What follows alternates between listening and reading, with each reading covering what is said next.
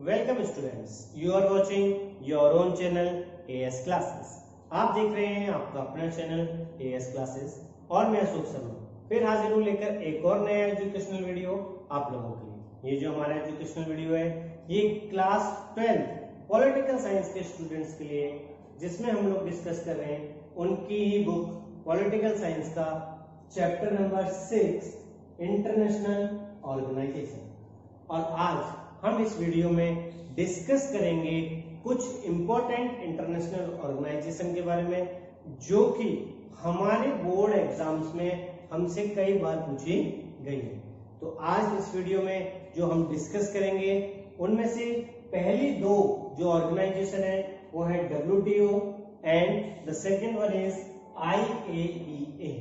तो चलिए एक एक करके दोनों को समझ लेते हैं और आखिर हमारे बोर्ड एग्जाम में कौन से इंपॉर्टेंट पॉइंट्स हैं जो हम लोगों को इसके एक्सप्लेनेशन में लिखना है वो देख लेते हैं। सबसे पहले तो हमको WTO वर्ड की ही फुल फॉर्म लिखनी चाहिए, यानी उसकी फुल फॉर्म हमें पता होनी चाहिए।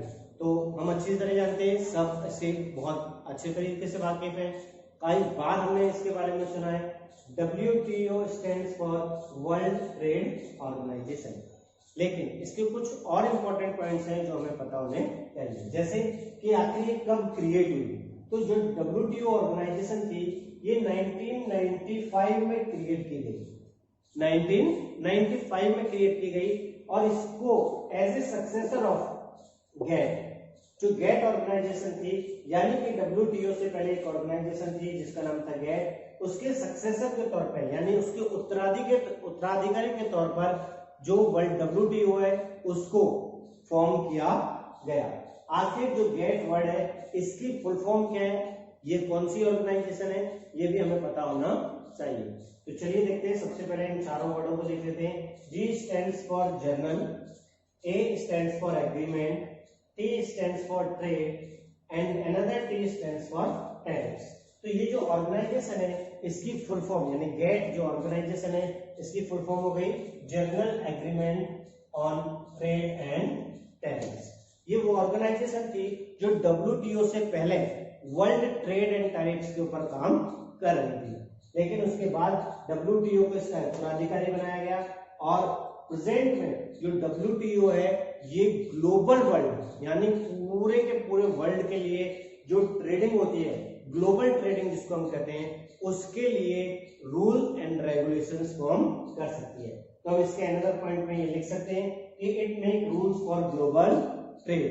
और अगर हम प्रेजेंट में इसके मेंबर्स की बात करें, ये देखें कि प्रेजेंट में WTO के कितने मेंबर्स हैं, तो यहां पर हम लिखेंगे 159 मेंबर स्टेट्स, यानी WTO has 159 member states in the present time. तो ये सारे पॉइंट्स हैं जो हम लोग WTO में लिखेंगे। इसके बाद देखते हैं नेक्स्ट जो हमारी है वो है IAEA। सबसे पहले वही हमें इसकी फुल फॉर्म पता होनी चाहिए, international atomic energy agency. I stands for international, A stands for atomic, E stands for energy and another A stands for agency। Clear? तो सबसे पहले 1 मार्क्स में हमसे पूछा जा सकता है, तो ये हमको इसकी फुल फॉर्म पता होनी चाहिए। ये जो ऑर्गेनाइजेशन है कब क्रिएट हुई ये भी हमसे 1 मार्क्स में पूछा जा सकता है, तो इसके बारे में भी हमको पता होना चाहिए कि इट वाज क्रिएटेड इन 1957। 1957 में ये ऑर्गेनाइजेशन क्रिएट हुई थी। इसके बाद आखिर इस ऑर्गेनाइजेशन को क्यों क्रिएट किया गया, क्यों फॉर्म किया गया, ये भी रीजन हमको पता होना चाहिए। तो देख लेते हैं आखिर क्या रीजन है। It's aim to promote the peaceful use of nuclear energy. जो न्यूक्लियर एनर्जी है उसको इस्तेमाल करना यानी उसको प्रॉपरली यूज करना, उसको शांतिपूर्ण ढंग से यूज करना, इसका के लिए प्रमोट करना, ये इस ऑर्गेनाइजेशन का मेन एम है। यानी पूरा वर्ल्ड जो न्यूक्लियर पावर है, न्यूक्लियर एटम्स हैं, इनका प्रॉपर यूज करे, शांतिपूर्ण ढंग से इसका यूज करे, ये ध्यान रखना किसका काम है, IAEA का। इसके अलावा ये भी ध्यान रखती है कि ये जो न्यूक्लियर पावर है, ये जो न्यूक्लियर एनर्जी है, इसका मिलिट्री पर्पज से जो यूज है वो लिमिटेड हो, यानी कि वेपन्स मैन्युफैक्चरिंग में न्यूक्लियर वेपन्स का ज्यादा मैन्युफैक्चरिंग ना हो, न्यूक्लियर का ज्यादा यूज ना हो। इसका भी ध्यान कौन रखता है? यही ऑर्गेनाइजेशन, यानी कि IAEA, international atomic energy agency. Clear है? और यहाँ पर हमने दो सिंबल भी बनाए हुए हैं, WTO का भी और IAEA का भी। ये दोनों ही हमसे पिक्चर बेस्ड क्वेश्चंस में पूछे जा सकते हैं, यानी डिफरेंट ऑर्गेनाइजेशंस के सिंबल हमको दिए जा सकते हैं और उनके बारे में हमसे पूछा जा सकता है कि ये किसका है, इसके नाम लिखो। तो WTO का सिंबल हमारे सामने एक गोल सर्कल है जिसमें ब्लैक ब्लैक लाइंस हैं इस तरीके की, और जो IAEA है उसमें एक स्क्वायर बॉक्स है और स्क्वायर बॉक्स में एक साइड इधर पत्तियां हैं, दूसरी साइड इधर पत्तियां हैं और बीच में जो है वो क्रॉसिंग दिखाई हुई है, यानी सर्कल्स की क्रॉसिंग दिखाई हुई है। क्लियर? तो फटाफट से प्यारे बच्चों इसको नोट कर लो, फिर आगे बढ़ते हैं और नेक्स्ट टॉपिक को डिस्कस करते हैं। हो गया बेटा? तो चलिए अब आगे बढ़ते हैं और नेक्स्ट दो और ऑर्गेनाइजेशंस को देखते हैं जो हमारे बुक में दी हुई है। सबसे पहले है हमारी एमएनसी इंटरनेशनल। तो इसके बारे में कुछ जान लेते हैं। आखिर ये एमएनसी इंटरनेशनल क्या है? ये एक एनजीओ है। NGO means non governmental organisation, ठीक है, यानी कि स्वयं सेवी संस्था। तो जो एमएनसी इंटरनेशनल ऑर्गेनाइजेशन है, इसका जो मेन काम है वो है कि वर्ल्ड में जितने भी ह्यूमन राइट कॉन्सेप्ट्स हैं, जो ह्यूमन राइट्स हैं, उसको प्रोटेक्शन प्रोवाइड करना, यानी कि मानवाधिकारों के लिए ये पूरे वर्ल्ड में जो है वो सुरक्षा प्रोटेक्शन प्रोवाइड करने का काम करती है।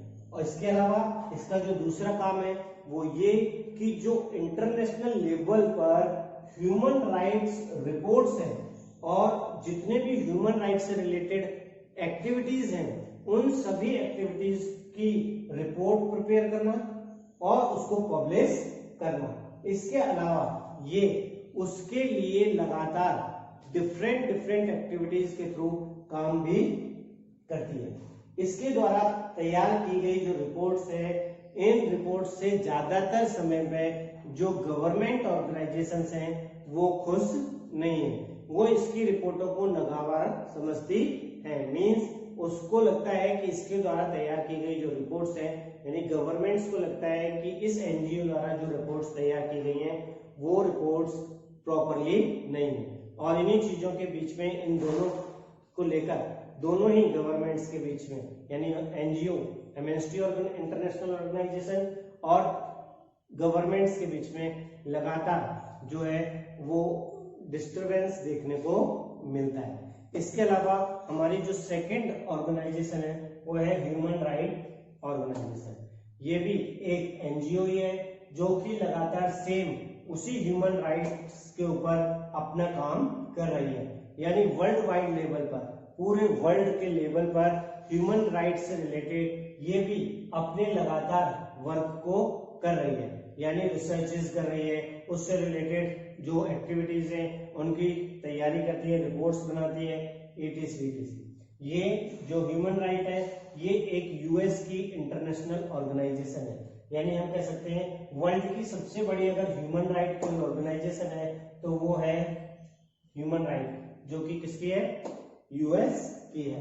इसके अलावा हम ये भी देखते हैं कि वर्ल्ड लेवल पर जो इंटरनेशनल कोलिशन है उसको भी बनाने में ह्यूमन राइट ने बहुत बड़ा योगदान दिया है। इसने जैसे कि जो अंडरग्राउंड सुरंग थी, बारूदी सुरंग थी, उसके ऊपर रोक लगाना, इसके अलावा जो छोटे बच्चे थे उनको मिलिट्री में इन्वॉल्व करना, ऐसे कई एक्टिविटीज थी जिनके ऊपर रोक लगाने के लिए इसने इंटरनेशनली लेवल पर काम किया था। तो हम कह सकते हैं वर्ल्ड में दो ऑर्गेनाइजेशन जो कि दोनों ही एनजीओज हैं, वो MNC international and human right, ये दोनों ही वर्ल्ड पर ह्यूमन राइट्स के लिए लगातार वर्क कर रही है।